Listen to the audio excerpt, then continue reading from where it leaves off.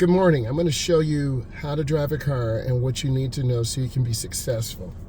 First thing you want to do, you want to turn on your car, get on your seatbelt, make sure you're in the car, set and safe to go. Next thing I want to do is make sure my seat is adjusted properly. I want to adjust my mirrors, my center mirror, my two outside mirrors.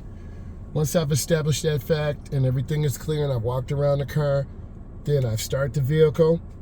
And then I want to put my foot on the brake and put it into drive. I want to signal my intention, look over my shoulder, and gently accelerate. From studies, neighborhoods are the most dangerous place. People tend to be very casual when they're in the neighborhood. They don't pay attention. So what I need you all to do is pay attention to this and learn everything you can. And if you have questions, then you leave them and I'll respond. When you come up to an intersection, you want to look left and right. You're coming up to a main thoroughfare. I'll be picking up a client later and showing you how I instruct. So you want to come up and stop. I can't see, so I'm going to roll down my windows and I'm going to move forward. It's called showing the car. Now I'm going to come up and look. When it's clear, when I get a break in traffic, I'm going to make a left turn. This can be the most anxiety-filled moment for a beginning driver because you're turning out in front of traffic. I'm clear, I accelerate through the turn, and I accelerate slowly. Don't oversteer.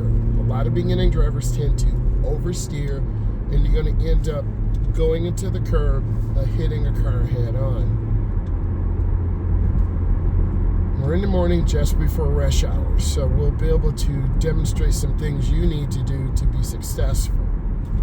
I'll be pulling into a private driveway to get some breakfast, so I'm going to show you that. And this is the middle left turn lane. I want to stop, it's clear, then I turn. And I turn out really slow. I want you to take your time. You also need to get your rest. A lot of instructors don't talk about that. When you're out learning how to drive, sleep 7 hours, 8 hours, 9 hours. If you can get up to 8.5 or 9 hours, you're doing pretty good. I get between 6.5 and about 7.5. That gives me the energy to work with my clients, go into the lab, make content, and then help adults and teens who want to learn how to drive, want to answer their questions.